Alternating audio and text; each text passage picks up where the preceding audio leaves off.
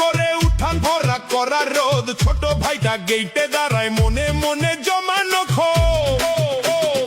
আম্মু বলে আরেকবার দেখ, আব্বার আগে চুপচাপ ভাই গরু শুধু জাবর কাটে, কসাই ভাইয়ের দেখা নাই। সাদে খালা রাস্তা দেখে খবর নে প্রতি ঘরে, পাশের বাসার কাজও শেষ, আমরা কেন লাইনে পড়ে।